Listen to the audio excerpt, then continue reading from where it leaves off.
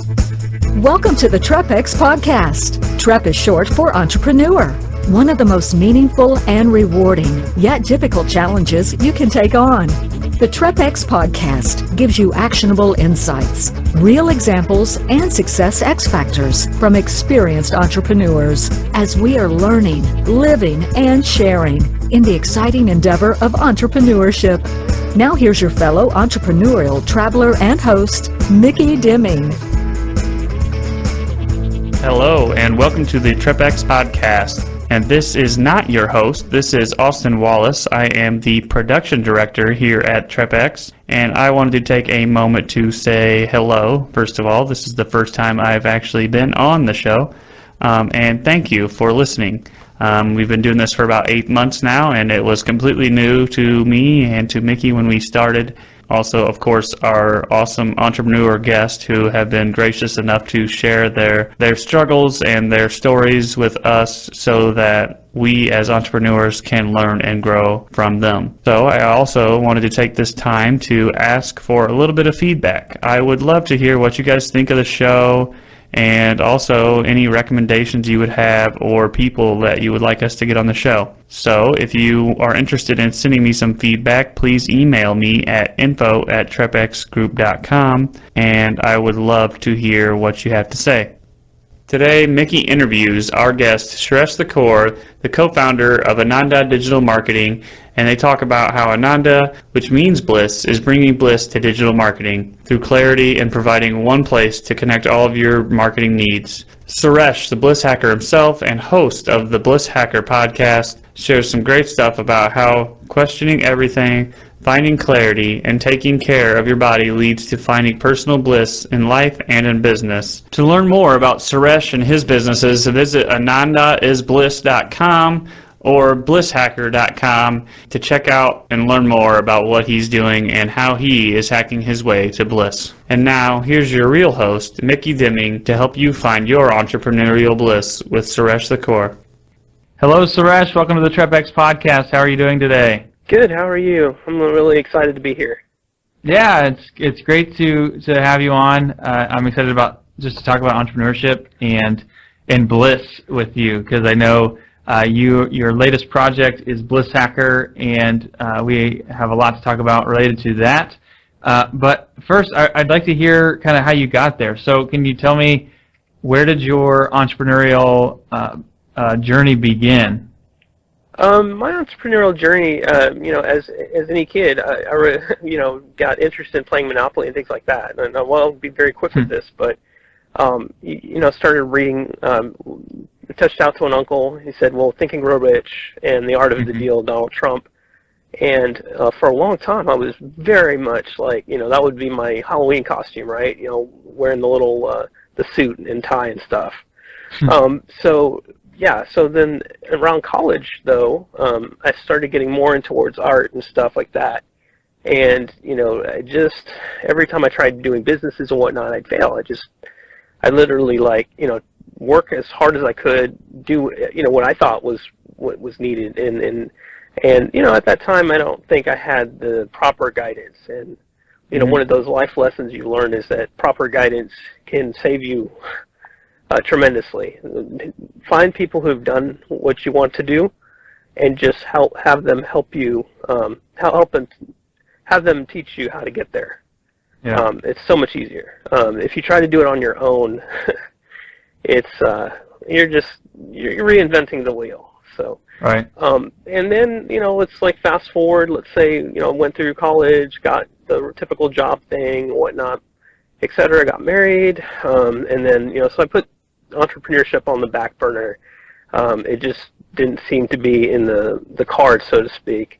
And eventually, a good thing, bad thing, got divorced, reinvented myself, and decided, first and foremost, when you get that kind of major change in your life, you question everything, and you basically everything is, you start from scratch. Similar to how boot camp in the military work, I guess. But what I found out was my whole premises, my whole basic concepts of happiness and what what I've been trying to pursue had been, they just didn't work. At the end of the day, I was not where I wanted to be, and I decided entrepreneurship, as scary as it can be, and it is, quite the. If you put entrepreneurship and bliss next to each other, people will not. There's no, Right. People are like, what? Yeah, really? Sure. Right. So yeah, so entrepreneurship, just when it's all said and done, I've spent the journey of being an employee, and it's okay, but you have this false sense of security, and it's such a blessing, to be honest, to actually have that unveiled to you, and then you switch over to being a entrepreneur, and you actually get to design your life the way you want it. And so, as part of the divorce thing, also in this redefining of happiness, this idea or thought of Blisshacker came to be, which really, in essence, is, hey, nobody has all the answers for happiness. Let's try to, help people by getting all these different guests. I get, people that you wouldn't see on the typical podcast circuit, so to speak. So I'll get mayors and then just crazy artists, and even I'll even interview listeners as well. So it's just been it has been a blast. But That's interesting. Yeah. So I love the story, just kind of where you're coming from, and the way you share that, and some of the lessons learned along the way. And it's interesting because so many of the interviews I've done on this podcast with entrepreneurs have something similar, where, you said you had this big event and it forced you to rethink everything. And that's been true for a lot of people.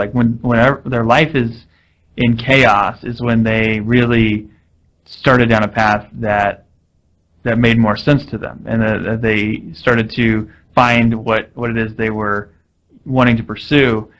How have you worked through that? And I'm curious to know, you said you had tried entrepreneurship a lot and it didn't work out. What are some of the things that you've changed this time around and are really being intentional to implement?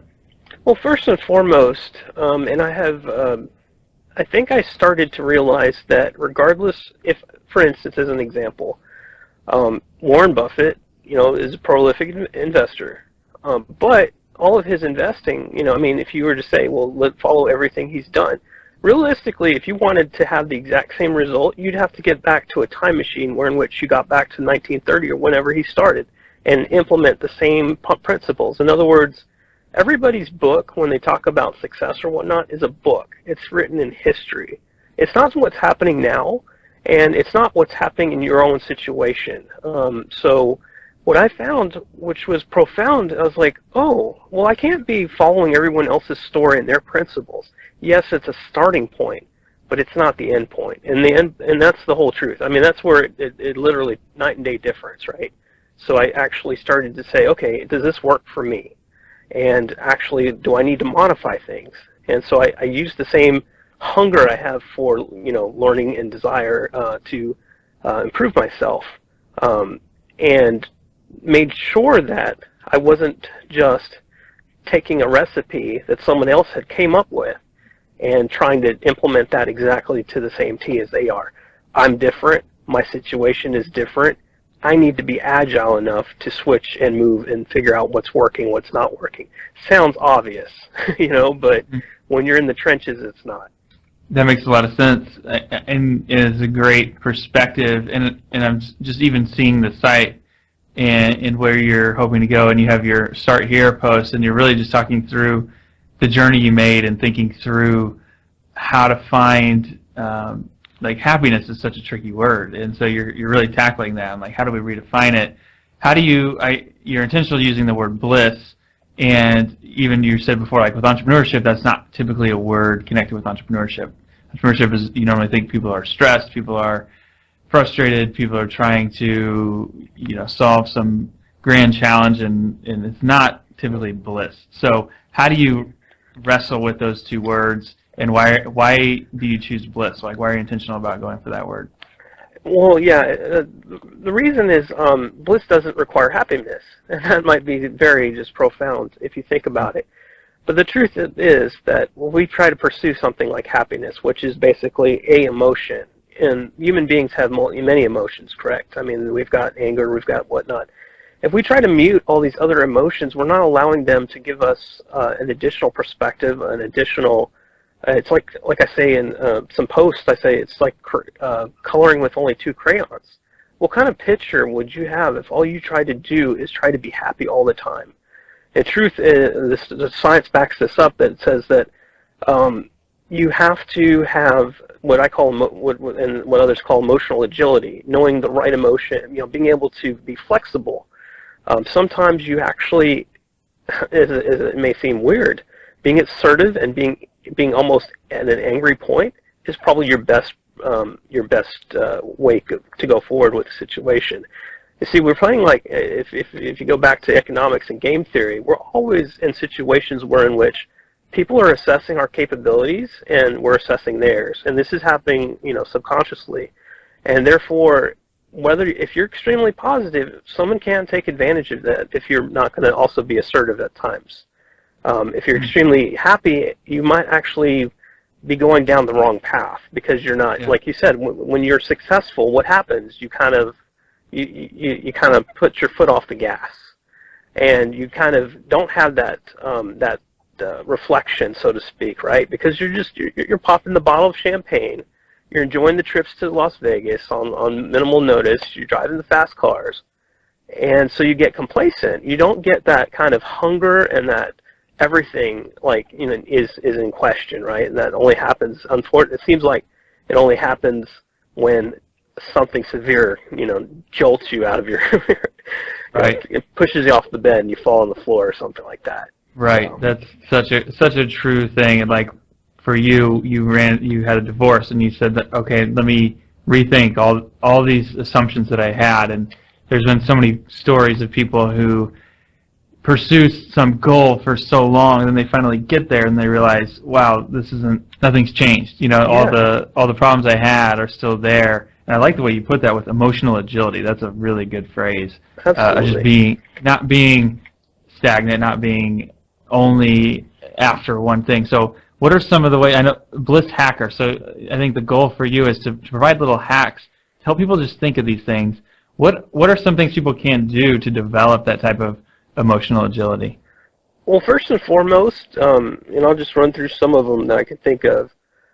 First and foremost, happiness is not the answer. It is just an emotion, and that you should, if you want to be at Zen or bliss, you should allow yourself to be angry. You should allow yourself to be jealous. You should just allow yourself to have access to all your emotions and be true to what's happening.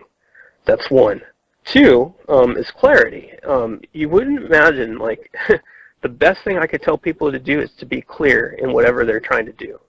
And that means, when you actually have a goal, like you said before, don't get to, you could have a goal, say, I want a Ferrari. But the thing is, that's just one aspect, right? You probably want to be able to drive the Ferrari. You probably want to have it keep, maintained. There's so much more to the goal. I call it, instead of having, people usually, when they put goals together, they call it, they set, I want a Ferrari. I call that having that's a milestone. But if the goal is to actually, enjoy this thing, then there's got to be more to it than just having the Ferrari. Case in point, in my own life, I got a Porsche, and it was the goal for me to have this Porsche, but I didn't actually think about the additional stuff that I needed to think in consideration. Oh, well, I need to, put some time into maintenance. Oh, well, I need to actually schedule some time for me to enjoy it. You're going to work that hard for a Ferrari, but then what's going to happen? Are you going to be working on sales funnels and marketing and whatnot, or are you actually going to be driving it down in the country? And people don't do that. They totally don't have that clarity. And the more clarity you can have, the better. Nutrition is huge. I can tell you, especially if you're stressed, water. If you could just do one thing, do water. That's it. I mean, everything else, it doesn't matter. You could be, low carbing it or paleo, or you could be burgering it and sugaring it, whatever. It doesn't matter. But just drink your water. I mean, It's really important, and it should also start to provide you with what I feel. I don't know. When I drink a lot of water, I feel clarity starting to come into my system, and things are starting to flush out, like toxins and whatnot. The other thing I can think of off the top of my head is delegation. You have to be able to delegate. I know that a lot of other entrepreneurs say, just pick one thing and do that. But and this isn't realistic. I mean, you can't be like. And we have examples: Leonardo da Vinci, Robert Rodriguez. They're people that just do everything. Right? They whatever they touch is golden. One day they're playing guitar, the other day they're whatever. So actuality, I find it cooler because this Blisshacker is not my only thing. I have a startup business in digital marketing. I have some research I'm doing for software, and then I also do a software consultancy. So I've got my plate full. Plus I play music. Plus I do art and all this other stuff. What it has done by saying these are all the things I want to do has told me what it is that is important, what I need to do, the 80-20, so to speak. What is it, the 20% that I can do all this stuff, and then the rest of it I delegate, and that is important. And I find it actually easier because I have such a big amount of stuff going on for me to delegate a lot more. I'm willing to give up more because I'm like, well, I also want to play on, put together some music. Well, that means that all the simple things or the meticulous or mindless things I need to pass on to other people. And in fact, actually, I'm delegating even things that maybe a year ago I would have tried to do myself. That's a great point, and that goes back to clarity. Like, I think that's such an important thing where so many people don't know where they want to go, what the destination is, or like your Ferrari example, they don't know what it means to reach that destination. And when you have clarity, it's a lot easier to delegate, and it's a lot easier to make decisions, and it gives you a filter to eliminate things that don't keep you going towards that. And I think one of the most important things that is part of what you're talking about, what you're thinking through, is like, we're all so busy. Like, oh, I'm so busy, I'm stressed, I'm busy, I have so much to do. But if you really look at what's keeping you busy, how much of that activity is really meaningful, is really absolutely doing anything. So how do you think through that? I think delegation is such a key point. There's something, I think, between clarity and delegation, and it has to do with just how you organize yourself. Do you have any thoughts on that, or ways to use the 80-20 so that everything you do is actually meaningful? Absolutely. I mean, first and foremost, that clarity should bring into clear idea what is of passion, what makes your blood boil? You know what I mean? What would you fight for? What would you die for? What would you be willing to put the entrepreneurial lifestyle of 80 hours, 120 hours, whatever it is, whatever it takes? What would you be willing to do that for? That is what you should pursue. And in that, then, that's the beginning of it. That filters out. That should filter out Facebook. That should filter out, and the way I see it is, like, if I look at something like social media, there's Facebook for personal and Facebook for business. So as a business tool, it's awesome. LinkedIn is awesome. As a personal tool, last time I checked, I'm not on Facebook's payroll, but here I am providing them content, and then they're pushing advertising on top of that. So, I'm like, sorry, buds, but I may post some pictures and whatnot, but I'm not helping Facebook's bottom line personally. And that's those kinds of choices that you need to make. Let's see. What you need to do after you get that idea of what's passionate is then to say, okay, look, anything in life, and I think you had Pamela Slim, and she talked about this too, the lone wolf. And right. So you really have to realize two things. One thing is that nothing is done by one person individually. Okay, so like anything you can think of, whatever it may have been, it wasn't done by that person. That person may have gotten all the credit for it, but that like Michelangelo's Sistine Chapel, there were people putting the scaffolding up. You know what I mean? Like you don't think about that, but there's teams of people doing stuff. I mean, regardless of whomever, John Lee Dumas, Pat Flynn, whomever, everybody has a team. They may on the outside looking in, you're looking at the brand and assuming that the brand did everything, right? I'm assuming that John Lee Dumas put everything together, right? And that's not the truth. So that's not one part of it. The second part of it is that, you have to find, even with, and it's hard to do this, but there's stuff that you're extremely passionate about and that you want to do and you want to see to perfection. And yet there's so much to do. I mean, this is like the entrepreneurial thing. Today I have 100 things to do on my list. I'm more likely than not will only get done 20, right? And so that part of it is, I just say the definition of priority, if you look it up, is 1.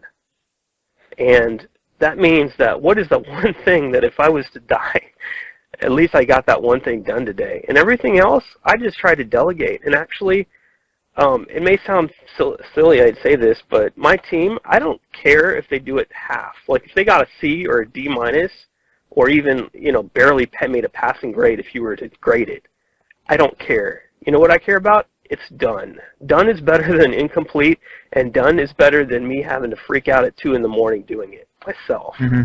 So there's a lot of, like, I think with entrepreneurship there's this thing about, well, if it's not done right or whatever, it's like, well, that's great.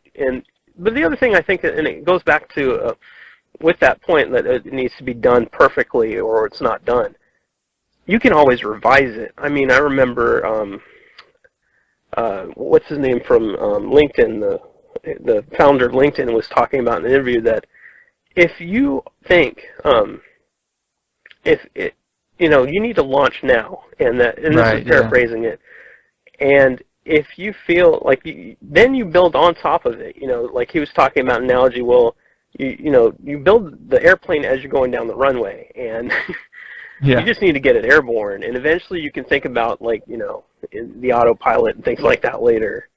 But yeah, I think the quote was, if you're not embarrassed by the first version of your product, then you launch too late. Absolutely. Yeah. That's really good. It makes sense. Like, you're right. You get it done, get it out there, and then you can improve it. But if you're always trying to perfect it, it's never going to be perfect. It's never going to be ready. Absolutely. And that goes with your clarity. I think your help. I think the listeners here will get a lot out of this, just thinking through, what do I want and what can I delegate? Because am I just wasting time on things that don't matter? And so to shift with your story, so you've come on this journey and you've done a lot of thinking and have some ways to help people, and Blisshacker is going to be really cool in that. And you mentioned this, that alongside, though, you have your digital marketing company. So can you tell me really, like, what led you to that, and then what your vision is for helping people with that? Sure, absolutely. So, this has just been observation as I've done other, things in my life, and I joined with some other, I partnered up with some people, but basically a frustration with digital marketing is that you would go with multiple providers to do different aspects. For instance, your marketing automation might be one provider, and then, the person that's doing the ads is different, and then the design is different and all that. And then we said, well, how does marketing fail? And marketing fails just by one thing. And it's funny because we talked about clarity, right? So marketing fails because you don't have clarity, and that's from start to finish, from the moment you actually no one knows about you, and that point that they actually, for that first contact, to everything on your website, to your sales funnels, everything has to be clear. It has to be one message, right? And so we've got frustrated as a bunch of us and said, this sucks because we have to have all these different providers providing different aspects. And to get everybody on the same page is just like, that's just overhead you don't need. So we built, it's called Ananda, A-N-A-N-D-A. And the website's Ananda is Bliss. That's what the definition of Ananda is. AnandaIsBliss.com. And we wanted to provide bliss in marketing, and so we do everything. We take care of the whole every piece of the marketing puzzle there from start to finish. And so what we found is that by doing that, we have such clarity in we can present the client's message clearly. So that was my little promo. But if you could repeat the question, I'll definitely get back to what we were asking for. Well, no, that is what I wanted to know. Just to hear, you came through this journey, and entrepreneurship was something that you landed on, like that you were going to pursue, and you came into this, and it seems like that worked in parallel with the things you started learning that became Blisshacker, where how important clarity was, also led to this other business. Like, do you think those came about really from the same type of mindset? Absolutely. I think I've grown more by doing that. I think the genesis of all this was to first get my health in order. We our cars don't take, imagine if our cars required Starbucks in the morning. They don't care. They just want fuel. And then, here we go with, like, when we eat, it's like, nuts. We try to figure out, this, that, then this, and this. And then, I got this craving of this or whatever. But truth be told, all that is, not helpful. Food is fuel. And, people talk about productivity and all this other stuff, and it's like, how are you productive if you're eating garbage? I mean, if you literally think about it, a lot of things we do, like we try to do, we got tools, we got Outlook, we got this and that, with all this technology, and it's like, you could step back a little bit, just drink some water, eat a lot of, salads and salmon and healthy food and whatnot, and actually you wouldn't have to work as hard as you do because you would be, in a better slate. And then I started to do that. That was like the initial part where I, focused on nutrition. At the beginning of the journey, it was like I was about 270, and in a hurry. I mean, I think I went in 60 days. I lost 54 pounds. Now this is, drinking lots of water, exercise, etc. Monitoring, documenting, doing everything I can, to be successful in this. And that just opened up the woodwork. So I was like, well, here's something I've been struggling for 10 years of my life. And I got successful, and now I've kept that weight off now, and that's been amazing. But then I looked back, I said, oh my God, what about, I've been wanting to be an entrepreneur, and if I use the same principles, and the same principles which happened with the nutrition thing was, great, everybody has ideas of what will work for the, diets or whatever. Find out what works for you, and document what works for you, and have this emotional agility that doesn't freak out because you go on the scale today and there's 3 more pounds and you're like, what did I eat yesterday that was 3 pounds? But the truth be told, which I smacked my head when I thought about it, it's like, wait, you just drank a lot of water, and water has weight to it, doesn't it? Oh. It's just something simple as that. It's like, oh, okay. And then, so yeah, that was that. And then from there, it's been, everything, putting music together. Robert Rodriguez, I passed that name out earlier.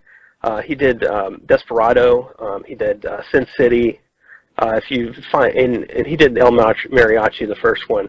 And if you see, he did every single thing in those movies, and does music and whatnot. So he's kind of the person, the anti Malcolm Gladwell, if you will. It really, you don't really need 10,000 hours to anything. You really just need to say, I want to do it, and then whether you crowdsource to help figure it out, or you just, go ahead. In this day and age, there's no need for, being an expert or whatnot. Just, and I want to do something's all you need to say. Yeah, that's a great point. Taking action, getting it out there, and that's totally what you've done. I think it's great to just see your journey and how it's come together, and the things you learned, and then you put into action. I think the marketing system makes a ton of sense, and it all fits with clarity and with finding things that allow you to play to your strengths. And so this has been a great interview. As we kind of start to wrap it up, I want to just ask, because I know Blisshacker is new, and you have a big vision for it, and I know you want to help people on all of these things like health and their mentality and how they just find peace in their lives. So what's your big vision? What's an overall victory for you as Blisshacker starts to launch? An overall victory for me is someone actually takes me up on the offer. If you look on that Start Here page, it says, hey, email me. I want to help you. My ultimate victory is one person takes me up on that offer and sees what I'm talking about, because I think it's just one by one helping people out and just getting this perspective. All I want to do for the world is say, look, I went and did everything, I did everything status quo up until about the beginning of this year, and followed all the advice, did everything, and I wasn't successful. I would call it struggling successful. On the outside looking in, hey, I'm making, $250,000 a year, whatever, and all this other good stuff. But, if I look at it from the inside out, I didn't think any of that. I was like, whatever, right? I'm like, I'm successful? Yeah, right. And so getting that perspective in which people are starting to just check off stuff on their bucket lists, even dealing with having to be in stressful jobs, even dealing with family, even dealing with children, even dealing with whatever, being able to do a side hustle, all that stuff. I want to show people that it's possible. Like, all that you wanted to do is possible, and what you've been listening to is great. Listen to that, but then make sure you're unique. We don't need another Warren Buffett. We need a you, and we need you to be at your best. So my hope and intention, I say I want to help 1 billion people. My hope and intention is to help 1 billion people start to literally become who they've always wanted to be. That would be true success. And if I've helped 1 billion, then I want to help another billion. If we get past the entire world, I'm going to start looking for other civilizations in the galaxy. There you go. So that's what I'm talking about, big vision. But I love it. I think it's a great perspective, just how you put that out there. And I think this is an interview that will help a lot of people, because I know entrepreneurs, and I know even with myself, it's very easy to be doing a lot of things but not really understanding what are they adding up to, and what is the point of these things. So, and one thing, this has been really if good. I might add one extra thing, when you are doing a lot of different things, there is, if you actually don't put all your goals in silos, okay? So, as an example, if I want a Porsche, if I want a lot of fancy cars, why don't I set up a business that also can help me do other things that rents exotic cars out, and then every so often I take one of those and drive it myself. As an example, what I'm trying to talk about is actually taking all your goals and stop and kill all the silos, because what everybody does is have this nutrition goal that's not connected to their other goal, their lifestyle goals or whatever. And so, cut all the silos from your goals and make sure everything, start to see where you can, kill 2 birds with 1 stone. Where can you actually do one action and accomplish 5 at once? And all it takes is thinking. That's smart. Yeah, don't put your goals in silos. I like that a lot. Well, this has been great. This has been really Thank you for listening to the TREPX podcast. For more episodes, could you share more interviews, about and business where we growth can find tools, please everything visit about you and all that you have going on, TREPXgroup.com. and check out these cool resources you're creating? Sure, absolutely. The website or the podcast is Blisshacker, that's BLISSHACKER.com. And on there, go to the first post. It says Start Here.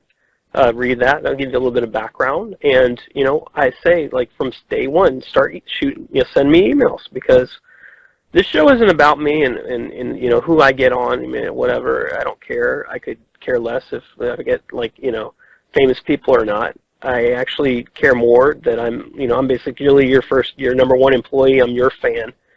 And so Bliss Hacker's about you guys. And so what I want is for you guys to drive the show, and I'll try to be a good employee. And then secondly, if you're interested into getting your marketing done for you and having your marketing at Bliss, www.ananda, that's ANANDA, is Bliss, BLISS.com. And, hey, feel free to just, send me a line, do whatever, but, if I was to give you guys advice, I'd just say, be at Bliss. Don't, stop trying to live other people's lives, and whatever it is, figure it out, figure out what works for you. That's great. That's a great close. We'll definitely check those sites out. I'll include them in the show notes. And Suresh, this has been a pleasure. I really appreciate it. Absolutely. I love being on the show.